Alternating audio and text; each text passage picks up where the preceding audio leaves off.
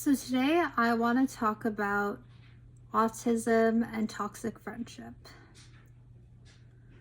So yesterday I ended an almost 5-year friendship, and like any relationship, ending a friendship that's that long was obviously very difficult. And the reason it went on so long was partly due to my autism. Not totally, but as discussed with my partner and my best friend, I feel like my autism did have a role to play in that. So essentially, there was this person in my life who I thought was one of my best friends, and they weren't really good for me. If anything, they were a parasite. And yesterday, my fiance and my best friend had to have an intervention with me, sit me down, and really show me the light, for lack of a better term, that this person had been sucking the energy out of me for years. For years, it's been a one-way street. They had convinced me that it hadn't been. I had convinced myself that it hadn't been. But just looking at everything from an objective, non-emotional perspective, for what it really was, I had been manipulated by this person into thinking I was more important to them than I was for years, especially more recently. So basically, I was always there for this person. I gave. I thought that they were there for me too, but looking back, there always had to be something in it for them. It was never just because they wanted to be a good friend. There always had to be something in it for them to sweeten the deal. There always had to be something for them to gain from it.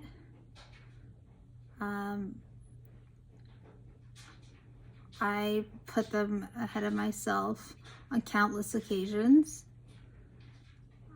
Even if it wasn't healthy for me, even if I got hurt, even if they hurt me, I let it happen.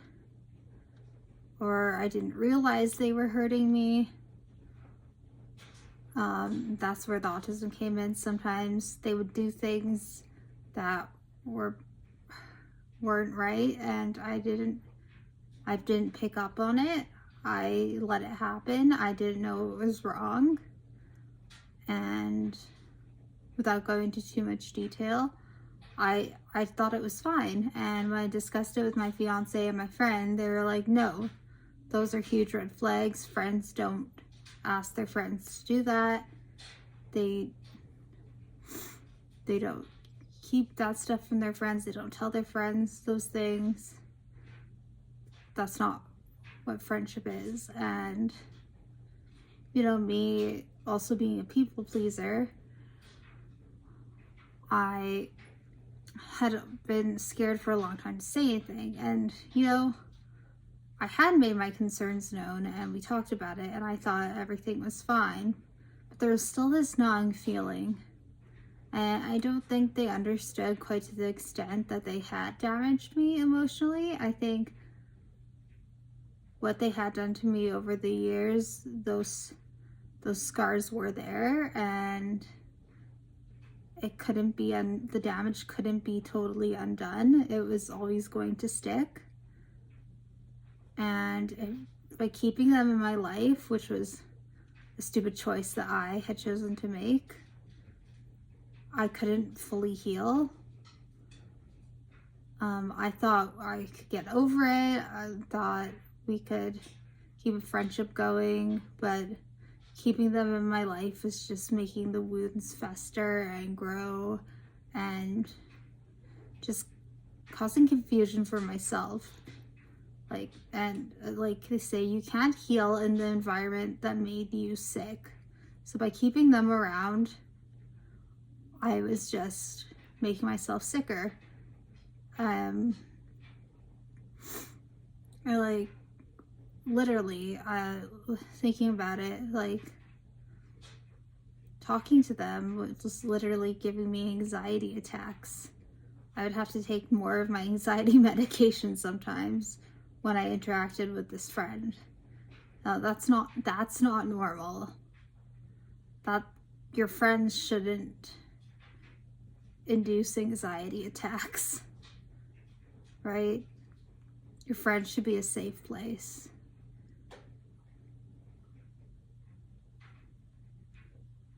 Your friends shouldn't induce fear.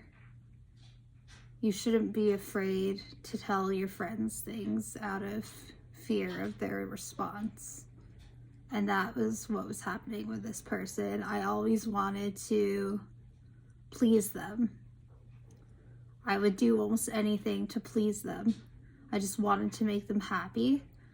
I don't know why, but I just tried so hard to always make them happy, always be in their good books. It was like they had a chokehold on me, and I can't explain it. And I think part of it had to do with my OCD, like with them being in my life so long. So with OCD, if you have an object and things have been going well in your life, you don't want to get rid of that object because you think the world is going to explode. I think they were that for me. I kept thinking, well, if I remove them from my life, the world is going to explode and end. So I kept putting it off and putting it off, putting off. I would tell my other friends and my fiance, yeah, I'm going to delete them, I'm going to block them, I'm going to stop talking to them.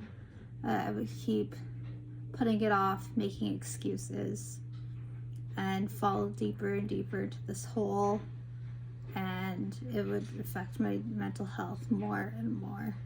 And I would tell myself, it's fine, they're a great friend, we're having a good time, they're supportive, they care about me. But they didn't. They cared about what I could provide to them. I was like an emotional support cushion for them.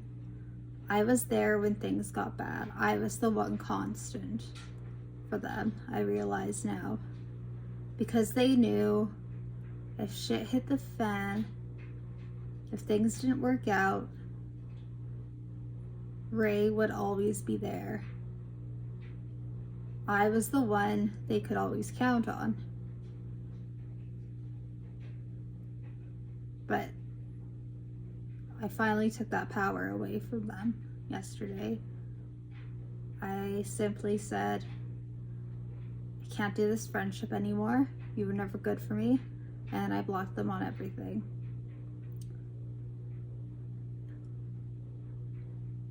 Because I was giving them so much power over me, expending so much energy daily into them. Like, I don't know how much of my daily energy was going towards them, but it was a lot. And no one deserves that much of my time if it's not being reciprocated.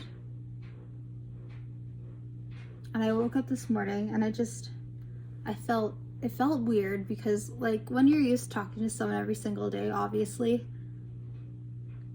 when that pattern is broken, it's going to feel weird for the first few days. But I felt light. I felt free. I just felt like this free person. Like, I don't have this chaining me down anymore. I didn't have another person to worry about, because that's another thing. I was always worrying about this person. Always wanting to make sure they were okay. And it wasn't my responsibility to make sure they were okay. And somehow I had taken on that role, and that wasn't my job. And that's where boundaries should have come in. I should have always had firmer boundaries with this person, and the boundaries were basically non-existent. And I think they knew that. I think they knew they could get away with basically anything with me, and they knew I would never leave. Basically, the other weekend, they gave me an out. They said, oh, I don't think I'm good for your mental health. Maybe you should stop talking. But I think they knew. They knew I wouldn't leave. And I don't think they wanted me to. Because they knew I was that person who was always going to provide that support to them. Always be there to listen to them. Always be there to reassure them. To give them that hype that they need.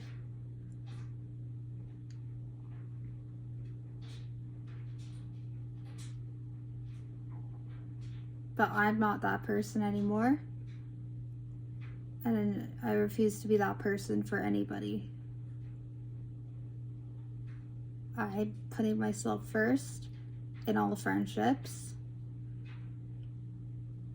I can't. It's like when you're on an airplane and the oxygen masks drop. You need to put yours on first before you can help anyone else. And that's not what I was doing. Time and time again, I was putting his oxygen mask on first before I was putting mine on. And that wasn't okay.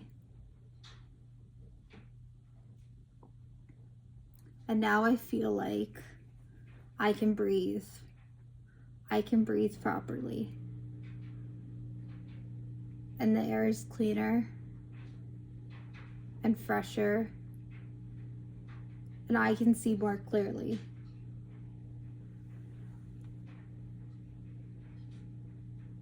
And that's the thing with autism, right? You don't see the red flags so clearly. Because you'd like to believe that what people say is face value. You don't dig. You don't search for the hidden meaning.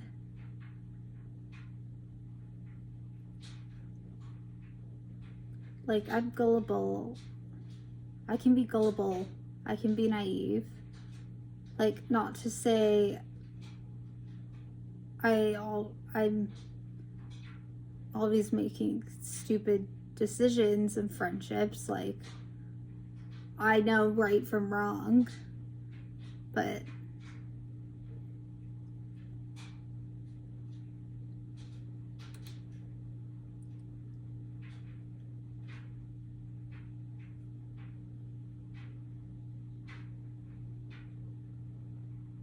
yeah.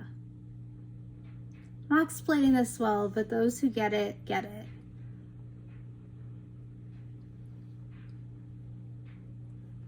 And that's why friendship, when you're neurodivergent, making friends is hard.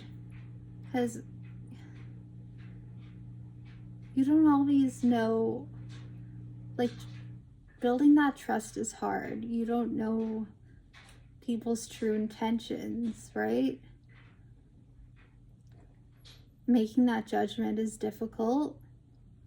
You don't know if you can even trust your own judgment because you don't always pick up on the social cues correctly, or know if you're reading their emotions right. Are you reading their facial expression correctly, their body language? It's difficult.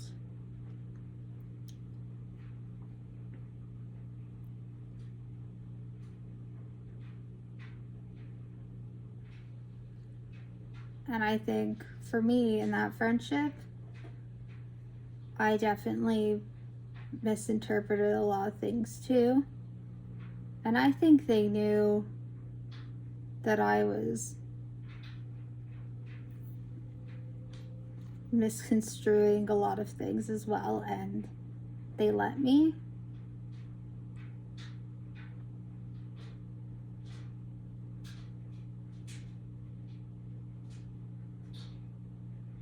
But the moral of the story is just be safe out there, protect yourself. Not everyone has your best interest in mind, even in neurotypical friendships and relationships. But especially when you're neurodivergent, you have to be so careful, because for us it's even harder to differentiate who is genuine about having your best interest in mind and who's using you, who's manipulating you, who's just in it for themselves.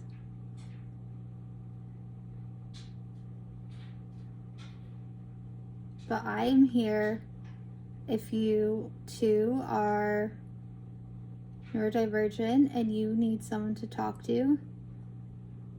Feel free to comment down below, and I am always a safe place. As always, feel free to like, comment, and subscribe, and I will see you in the next video.